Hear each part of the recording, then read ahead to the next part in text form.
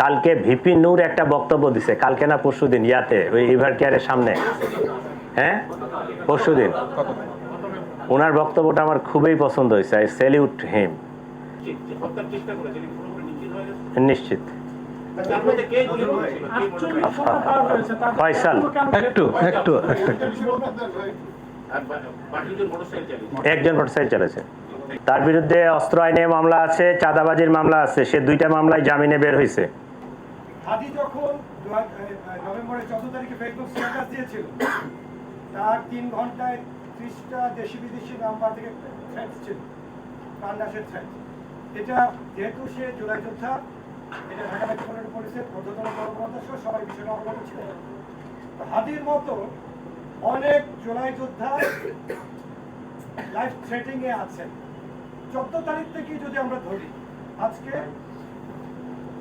14 তারিখ, তাহলে আপনারা এই থ্রেটটা দেখার পরেও কোনো কি ব্যবস্থা নিয়েছিলেন? হাদি কিংবা হাদির মতো যারা আছে, সে একজন নেতা হিসাবে বক্তব্যটা দিছে যে এখন জুলাই যোদ্ধা এক হাদি না, হাজারো লক্ষ জুলাই যোদ্ধা আছে। এই লক্ষ জুলাই যোদ্ধার ইন্ডিভিজুয়াল সিকিউরিটি নিশ্চিত করা প্রায় অসম্ভব।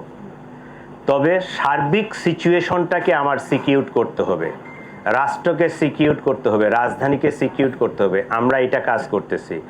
এবং যাদের এইরকম যারা হাই প্রোফাইল, যাদের স্পেসিফিক এই ধরনের সিকিউরিটি থ্রেট আছে, তাদেরটা নিয়ে আমরা অ্যানালাইসিস করতেছি। তাদেরকে আমরা খুব কাছাকাছি তাদের সাথে কোনো সিকিউরিটি অ্যারেঞ্জমেন্ট করা যায় কি না, এটা অলরেডি আমরা প্রক্রিয়া চলতেছে। যাদেরকে আমরা ওইরকম খুব হাই থ্রেট মনে করতেছি, তাদেরকে আমরা পার্সোনাল সিকিউরিটি দিব। আর ইন্ডিভিজুয়ালি এইভাবে সিকিউরিটি দেওয়া যাবে না। এটা ওভারঅল সিকিউরিটির সিস্টেমটাকে ডেভেলপ করে আমরা এই সিকিউরিটিটাকে আরও ইনহ্যান্স করার চেষ্টা করতেছি।